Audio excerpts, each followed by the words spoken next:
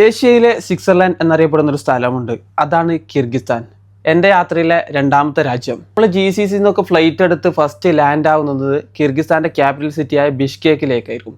പക്ഷേ ബിഷ്കേക്ക് എന്ന് പറയുമ്പോൾ മറ്റുള്ള രാജ്യങ്ങൾ പോലെ ഒരു മെട്രോ സിറ്റി അല്ല. ഒരുപാട് വലിയ ബിൽഡിങ്ങുകളും ഒരുപാട് വാഹനങ്ങളും അങ്ങനെയൊന്നും കാണാൻ പറ്റില്ല. വളരെ കാം ആൻഡ് ക്വയറ്റായ ഒരു പീസ്ഫുള്ളായ സിറ്റിയാണ് ബിഷ്കേക്ക്.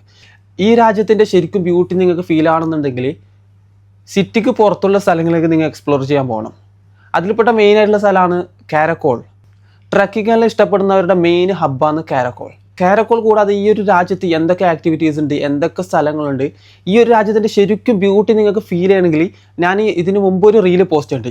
ഈ കാണുന്ന റീല് നിങ്ങൾ പ്ലേ ചെയ്ത് കഴിഞ്ഞാൽ ശരിക്കും ഈ രാജ്യത്തിൻ്റെ ബ്യൂട്ടി നിങ്ങൾക്ക് ഫീൽ ചെയ്യാൻ പറ്റും. ഈ രാജ്യം എക്സ്പ്ലോർ ചെയ്യാൻ വരുമ്പോൾ നിങ്ങൾ ബിഷ്കേക്ക് എന്ന ഒരു ക്യാപിറ്റൽ സിറ്റിയിൽ മാത്രം സ്റ്റേ ചെയ്തുകൊണ്ട് മറ്റുള്ള സ്ഥലങ്ങളിലേക്ക് നിങ്ങൾ എക്സ്പ്ലോർ ചെയ്യാൻ പോകാൻ പറ്റില്ല.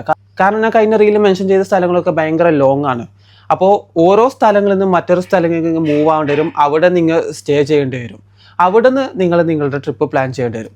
അപ്പോൾ ഒരു ടൗണിൽ നിന്ന് മറ്റൊരു ടൗണിലേക്ക് നിങ്ങൾക്ക് യാത്ര പോകാൻ ലോക്കൽ ബസ് ഉണ്ട്. ലോക്കൽ ബസ് വളരെ കുറവാണ്, പക്ഷെ കൂടുതലും നിങ്ങൾക്ക് കിട്ടുന്നത് ഇവിടെ ഷെയർ ടാക്സികളായിരിക്കും. ഇവിടുത്തെ ലോക്കൽ ഭാഷയിൽ അതിനെ മർഷ്റൂക്ക എന്നാണ് പറയുന്നത്. പുറത്തുനിന്ന് പാക്കേജ് എടുത്ത് വരുന്നതിനേക്കാളും കുറച്ചും കൂടെ അഫോർഡബിൾ ആയിട്ട് നിങ്ങൾക്ക് ടൂർ പ്ലാൻ ചെയ്യാൻ ഒരുപാട് വെബ്സൈറ്റുകളുണ്ട്.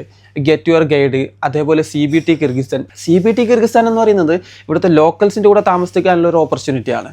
ശരിക്കും ഇവിടുത്തെ ആൾക്കാർ എങ്ങനെയാണ് താമസിക്കുന്നത്, അവരുടെ ഡെയിലി ലൈഫ് എങ്ങനെയാണ്, പ്രത്യേകിച്ചും കുതിര എന്ന് പറയുന്നത് അവരുടെ ഒരു സംസ്കാരത്തിൻ്റെ ഭാഗമാണ്. ഇതൊക്കെ ശരിക്കും നിങ്ങൾക്ക് ഫീൽ ചെയ്യാൻ പറ്റും.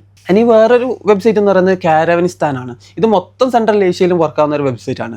ഈ വെബ്സൈറ്റിലൂടെ നിങ്ങൾക്ക് പുറത്തുള്ള ഇന്റർനാഷണൽ ട്രാവലേഴ്സിൻ്റെ കൂടെ ഇൻട്രാക്ട് ചെയ്ത് അവരോട് കൂടെ ഒരു ഗ്രൂപ്പ് ടൂറൊക്കെ പ്ലാൻ ചെയ്ത് ഈ കൺട്രി നിങ്ങൾക്ക് എക്സ്പ്ലോർ ചെയ്യാൻ പറ്റും. അത് നിങ്ങൾക്ക് പുതിയൊരു വൈബായിരിക്കും. കാരണം പുതിയ ആൾക്കാരെ പരിചയപ്പെടുക, പുതിയ സ്ഥലങ്ങൾ എക്സ്പ്ലോർ ചെയ്യുക. ഒരു 7 days ഐറ്റിനറി എൻ്റെ ഡിസ്ക്രിപ്ഷനിൽ കൊടുത്തിട്ടുണ്ട്. എന്തെങ്കിലും ഡൗട്ട് ഉണ്ടെങ്കിൽ ജസ്റ്റ് DM ചെയ്യാം. അതേപോലെ ഈ കാണുന്നത് ജസ്റ്റ് ഒരു റെഫറൻസിന് വേണ്ടിയുള്ള മാപ്പാണ്. നിങ്ങൾക്ക് ഇത് വെച്ചും നിങ്ങൾക്ക് പ്ലാൻ ചെയ്യാം. ഇത് ഇവിടുത്തെ മെയിൻ അട്രാക്ഷൻസ് മെൻഷൻ ചെയ്തുകൊണ്ടുള്ള ഒരു മാപ്പാണ്. നിങ്ങൾ താമസം ബുക്ക് ചെയ്യാൻ നിങ്ങൾക്ക് booking.com, Airbnb എന്നീ വെബ്സൈറ്റ് യൂസ് ചെയ്യാം.